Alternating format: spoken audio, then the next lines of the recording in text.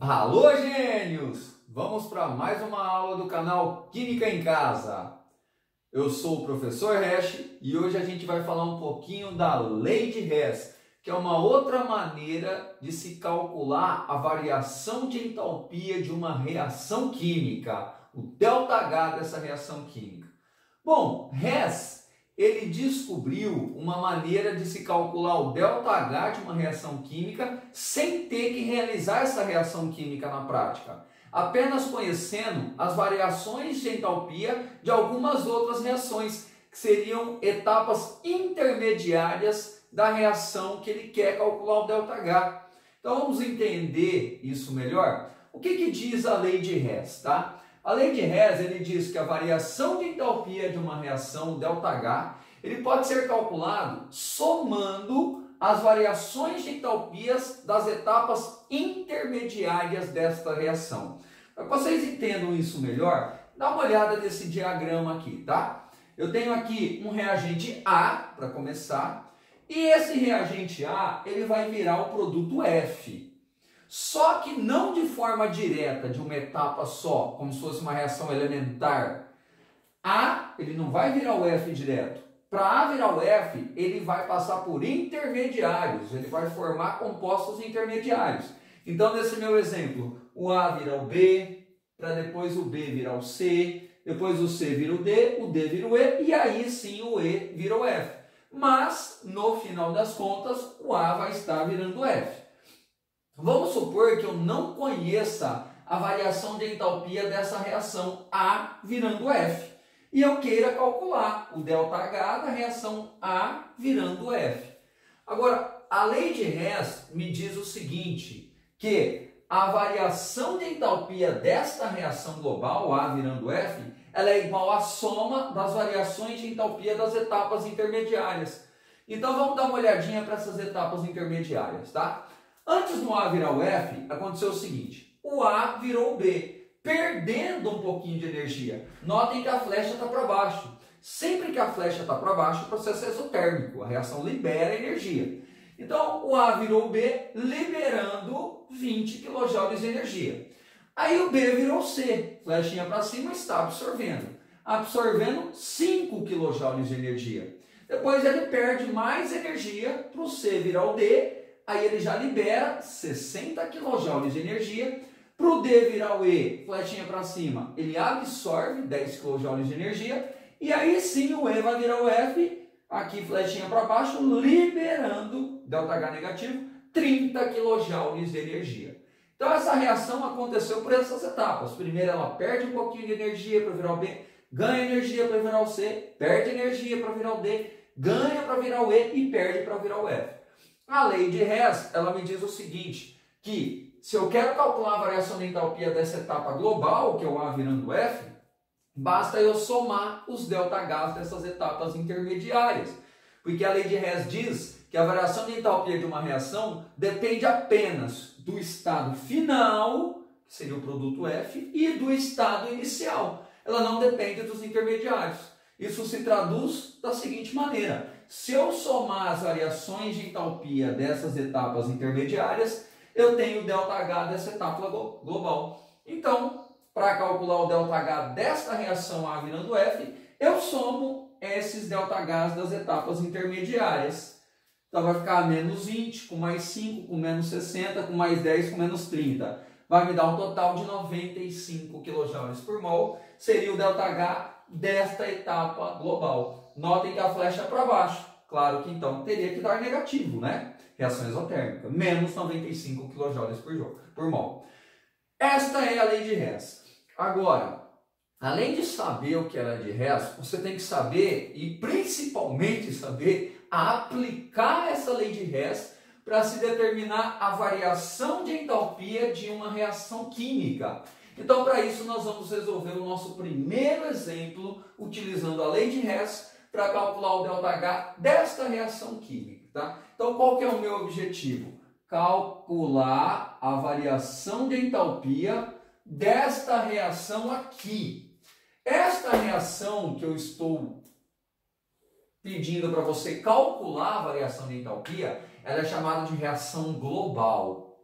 Agora, para isso eu vou ter que te dar etapas. Eu posso te dar 2, 3, 4, 5 mais etapas. Nesse exemplo, eu te dei 3 etapas, a etapa 1 com ΔH dela, a etapa 2 com ΔH dela, a etapa 3 com a variação de entalpia dela. Você vai ter que utilizar essas 3 etapas, que seriam etapas intermediárias, para calcular a variação de entalpia dessa etapa aqui, que é a global. Como? Usando a lei de Hess, ele não diz que é só somar as variações de entalpia das etapas intermediárias, que eu tenho a variação de entalpia da reação global? Sim, só que, claro que o exercício, ele não vai te dar as 3 etapas intermediárias já certinhas. É só somar o ΔH dessas 3 que eu tenho da global, aí seria muito fácil. Não vai fazer isso. Então, o que o exercício geralmente faz? Ele traz uma etapa intermediária, às vezes invertida, às vezes multiplicada por algum número, às vezes dividida por algum número. Então, o que a gente tem que fazer? A gente tem que trabalhar com essas etapas. Elas vão vir de formas invertidas, multiplicadas, divididas. Eu vou ter que trabalhar com elas de forma que, hora que eu somar essas 3 etapas, me dê como resultante a global. Tá? Então, não é só somar os ΔH das 3, a gente tem que trabalhar com elas. Como? Às vezes invertendo, às vezes multiplicando e às vezes dividindo. E às vezes fazendo 2 coisas ao mesmo tempo, invertendo e multiplicando e assim por diante. Tá? Então vamos lá, eu vou ensinar vocês a fazer isso agora. Tá? Eu vou trabalhar com essas 3 etapas de forma que a hora que eu somar as 3, eu obtenho a global. Se eu somar as 3 e obter a global, basta eu somar os 3 ΔHs que eu tenho o ΔH da global também. Tá? Como que a gente vai fazer isso? Então a gente vai primeiro, nós vamos comparar etapa por etapa com a global. Eu vou comparar a etapa 1 com a global, depois eu comparo a 2 com a global, depois eu comparo a 3 com a global. É comparação. Mas eu vou comparar o que, professor? Primeira coisa, você vai ter que escolher uma substância para comparar. Para comparar a etapa 1 com a global, eu tenho que escolher uma substância em comum, que exista na 1, exista na global, mas não pode existir nas demais. Então vamos determinar uma substância que existe aqui na etapa 1, existe na minha etapa global e não exista nas outras. Qual substância é essa? C2H4. Se você notar, eu tenho C2H4 aqui, eu tenho C2H4 aqui. Eu não tenho essa substância nem na 2, nem na etapa 3. Então, eu vou comparar a substância C2H4. Mas eu vou comparar o quê? Você tem que comparar 2 coisas.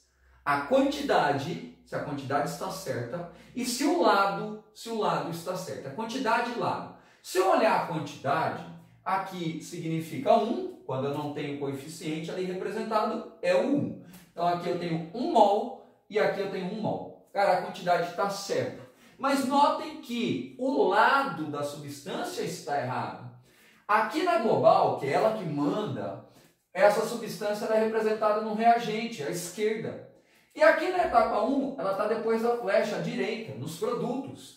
Então, aqui ela é um reagente, está à esquerda, aqui ela é um produto, está à direita. O lado da substância está errado. Quando o lado da substância está errada, eu vou ter que mudar essa etapa para a substância ficar do lado certo da equação. Como que eu faço isso? Invertendo. Então, essa primeira equação, você inverte. O que é inverter? Você vai colocar produtos nos reagentes, reagentes nos produtos. Tudo que for produto, tiver à direita, você joga no reagente, à esquerda. Tudo que tiver à esquerda, que é reagente, você joga à direita da flecha. Então, notem que essas 2 substâncias eu joguei aqui e essas 2 substâncias eu joguei aqui.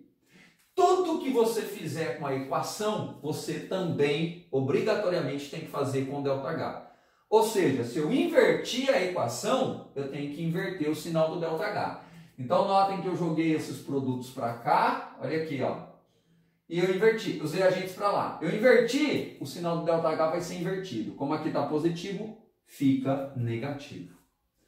Agora vamos comparar a etapa 2 com a global. Eu vou ter que escolher uma substância que exista na 2, exista na global e não exista nem na etapa 1 nem na 3. Só pode existir na 2 e na global.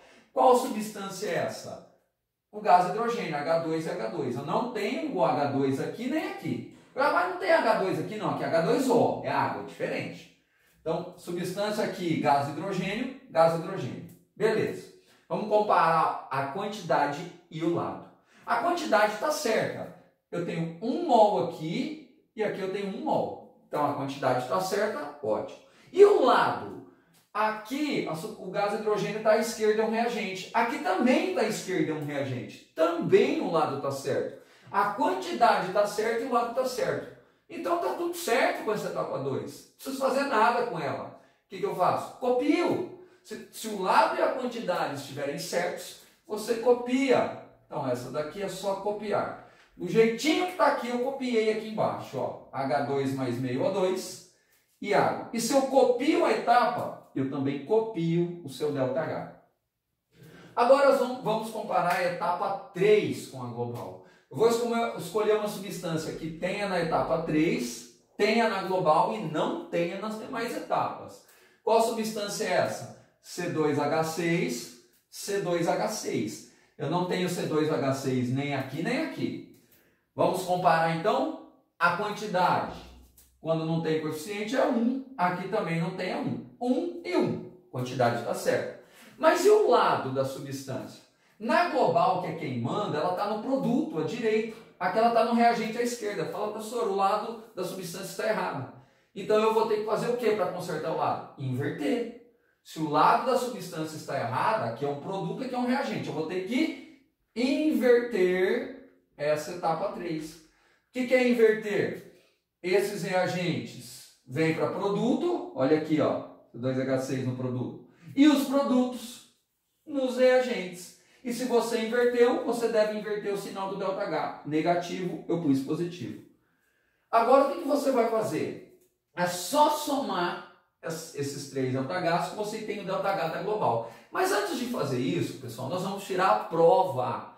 Aqui, o bacana é que eu consigo saber se eu acertei ou se eu errei aqui. Como? Por isso que eu fiz essa parte. Para tirar a prova, nós vamos fazer o seguinte, nós vamos somar essas 3 etapas. A soma das 3 tem que dar exatamente a global. Se eu somar as 3 e der a global, está certo. Se não, está errado. Mas como que eu somo?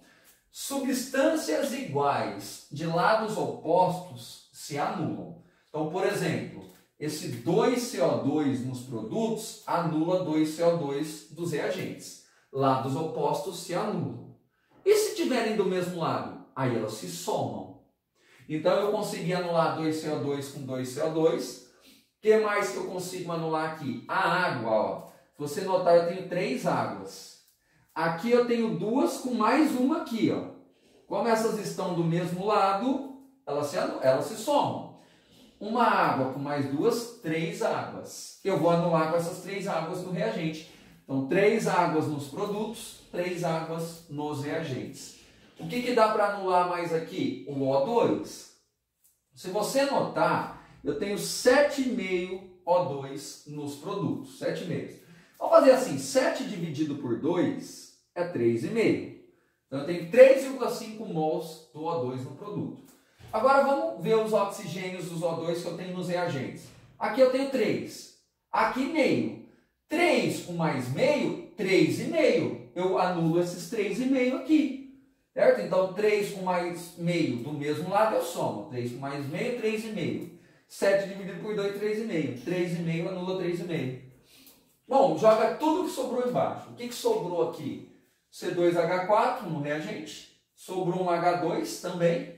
E o que sobrou nos produtos? Sobrou no produto C2H6. Compara aqui com a global. Exatamente igual. Ou seja, isso está correto. Somando as 3 deu a global, então é só somar os 3 ΔHs que você tem o ΔH da global. Então a variação de entalpia dessa reação global é menos 136,3 kJ por mol. Entenderam? Vamos lá, Logênios? Vou fazer mais um exemplo aí para ficar claro para vocês, tá? Vamos para a próxima. Halogênios, nesse segundo exemplo de lei de Hess, eu te dei 3 etapas, cada uma com a sua variação de entalpia. Etapa 1 com o seu ΔH, etapa 2, aqui o ΔH, etapa 3, a sua variação de entalpia. E eu pedi para você calcular a variação de entalpia desta reação aqui. Portanto, esta é a minha global. Global é aquela que eu estou pedindo para se calcular a variação de entalpia. Como que eu vou calcular a variação de entalpia dessa global? Usando as 3 etapas, por lei de Hess. Então nós vamos comparar, é comparação. Vamos começar comparando a etapa 1 com a global, para ver o que eu preciso fazer com a etapa 1. Se eu preciso copiar, se eu preciso inverter, se eu preciso multiplicar, dividir. Então eu vou ter que escolher uma substância que tenha na etapa 1, tenha na global e não tenha nas outras. Se você notar aqui, ó, eu tenho O2 aqui na etapa 1 e eu tenho O2 na global. Só que eu não vou utilizar o O2 para comparar, porque eu também tenho O2 nas outras etapas. Então, não vamos comparar o O2. Eu vou escolher uma substância que tenha na etapa 1, tenha na global e não tenha nas outras. Qual substância é essa? O carbono. Eu tenho aqui o carbono na etapa 1, eu tenho aqui esse carbono na minha global, eu não tenho carbono na etapa 2 nem na 3. Então, vamos usar o carbono. Bom, o que eu vou comparar? Quantidade e lado. Se você notar, o lado está correto. Esse carbono aqui está no reagente, na global o carbono também está no reagente. Então, o lado está certo. Precisa inverter? Não. Mas e a quantidade? Se você notar, aqui na global eu tenho 2 mols de carbono. E aqui eu tenho só 1 nessa etapa. Se na global eu tenho 2 mols do carbono, eu vou ter que deixar essa etapa também com 2 mols de carbono. E aí o que eu faço se eu só tenho 1 e devo ficar com 2? Eu vou ter que multiplicar essa etapa por 2. Só que eu vou ter que multiplicar todo mundo por 2, não só o carbono. Vou fazer aqui um carbono vezes 2, um oxigênio vezes 2, um gás carbônico vezes 2. Inclusive o ΔH, a variação de entalpia, também eu faço vezes 2. Tudo que eu fizer na etapa, eu faço no ΔH da sua etapa.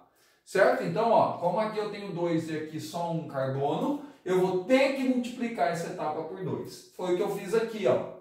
Um carbono vezes 2, 2 carbonos. Um oxigênio vezes 2, 2.